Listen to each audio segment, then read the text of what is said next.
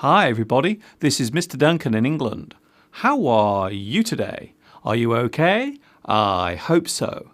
Are you happy? I hope so. Today we are going to look at a part of English grammar that expresses the very best and worst of things we see and do. The clearest way to express what is the greatest. In fact, I'm doing it now as I make this introduction. Today we are going to look at those super-duper superlatives.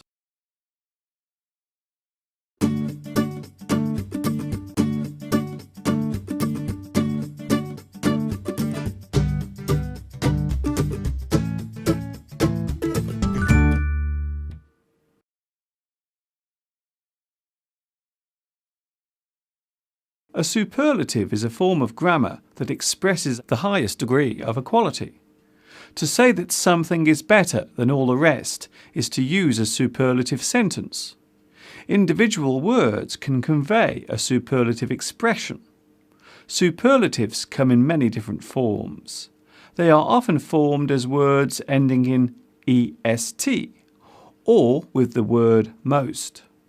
A superlative can be used to show that something is hard to beat, or that its quality or performance is, for the time being, difficult to match. A superlative can be formed and appear in many ways.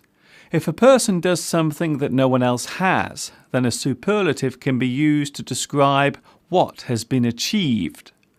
The best or the greatest would be suitable words to use in this case. The greatest athlete, the best swimmer, the strongest man or woman on the track.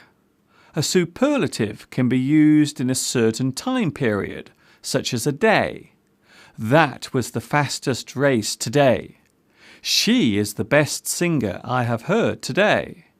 In these sentences, we are showing that the superlative only relates to the event on the day. Being the best today means that tomorrow there might be someone just as good or even better. When we say that something is good, then we are stating that it is acceptable. It is not bad. It is good. It is passable. It is okay. It is sufficient. It is satisfactory. Many things are good. The quality of something, such as meat, can be described as good. However, it is possible to describe something as being best if it has been recognized in some way. If something has been awarded a prize or a high grade, then best can be used. In 2012, he won an award for being the best butcher in England. Once again, this superlative is relevant to the time in which it was given. Being the best one year does not mean you will be voted the best the next year.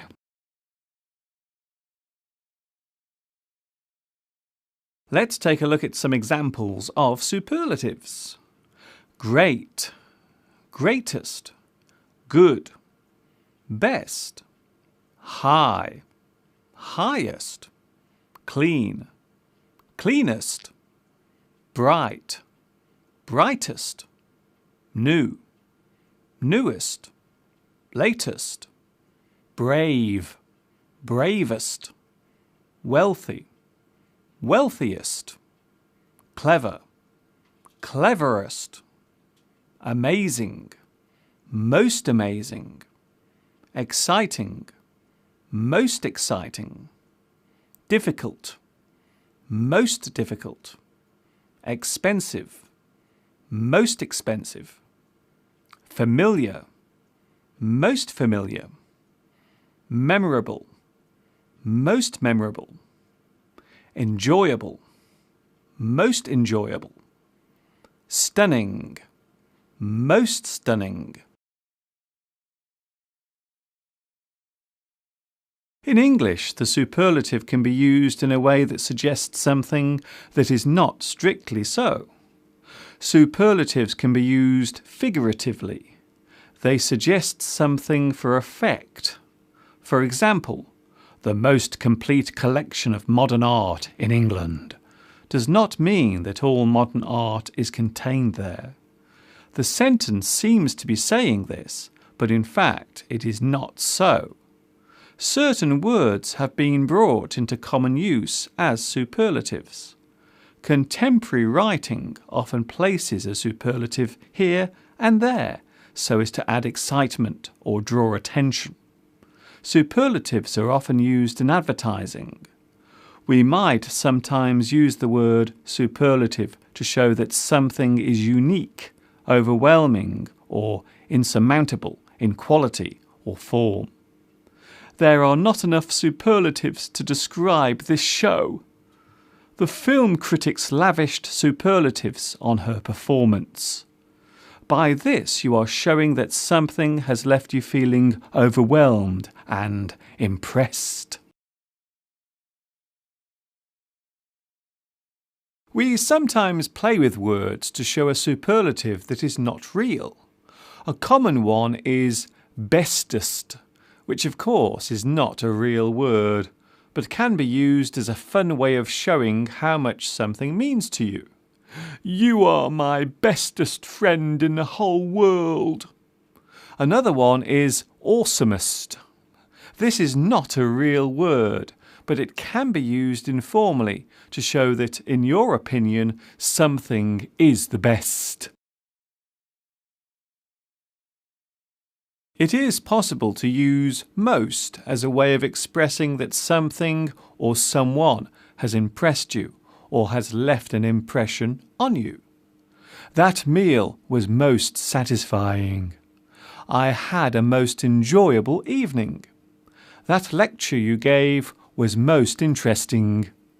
We found the most delightful place to have a picnic. She speaks in the most eloquent way.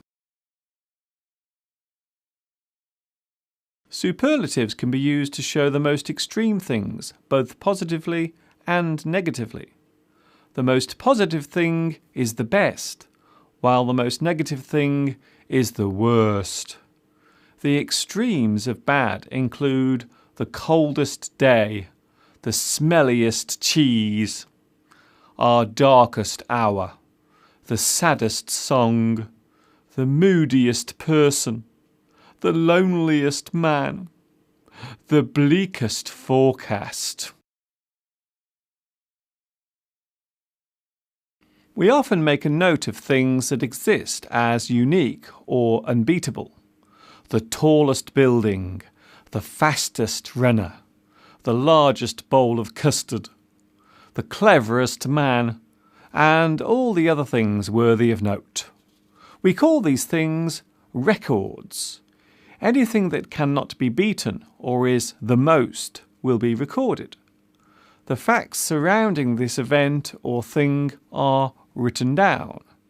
You can be the fastest runner in England or the fastest runner in the world. Most people aim for a world record. They want to be the best, the greatest, the tallest, even the shortest or the oldest is worthy of being included in the list of world records. But of course, just like many other superlatives, many of these records can be beaten, eventually. When the oldest living man in the world dies, the second oldest takes his place. The tallest building in the world now might not be in a couple of years' time. That particular record could be broken.